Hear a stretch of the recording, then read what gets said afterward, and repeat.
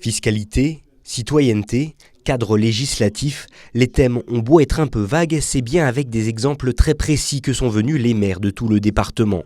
Des cas concrets qui posent problème à de nombreux élus, à commencer par la gestion très nationale des territoires à forte particularité. L'État devrait être représenté dans sa législation de façon un peu plus souple au niveau des territoires.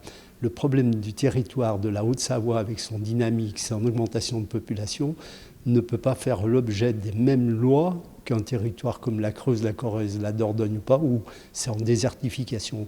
Et c'est vrai, aussi bien dans un sens que dans l'autre, on ne peut pas appliquer les mêmes règles sur des territoires aussi différents. La fiscalité des communes, avec au centre la baisse des dotations de l'État, a également occupé une bonne partie des 3 heures de réunion. De nombreux maires ont pris la parole et sont ressortis plutôt positifs de cette séance. On voit tous les sujets qui sont là, bien, c'est un peu les sujets d'une campagne électorale de président de la République, vous savez, c'est un peu tout ça. Hein. Mais dans le fond, c'est vrai, ça remet les choses au clair, de se repencher un petit peu sur des situations qui n'ont peut-être pas été très approuvées à un certain moment. Et donc, c'est les citoyens qu'on doit soutenir. Donc je pense qu'on aura une réponse, oui. Mais je suis très contente d'avoir été écoutée. Cette rencontre était importante parce que je ne peux pas me déplacer voir le préfet à chaque fois pour des petites choses. Là, j'ai tout sorti. Voilà. Reste donc maintenant au préfet à synthétiser tous les échanges abordés et de les faire remonter à l'Élysée.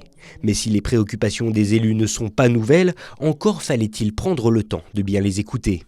Ils sont quand même les représentants de l'opinion locale, ils sont représentants d'administrés, et eux-mêmes ont des préoccupations de responsables locaux par rapport à leurs communes ou aux intercommunalités. Donc il est important qu'ils prennent la parole. Tout le monde prend la parole. Les associations d'environnement, les associations d'éducation populaire, les chefs d'entreprise. Enfin, je veux dire, le monopole de la parole n'appartient pas à des manifestants, mais appartient à chaque citoyen. Pourtant, même après plusieurs heures d'échanges, des notions comme la transition écologique n'ont pu être abordées faute de temps.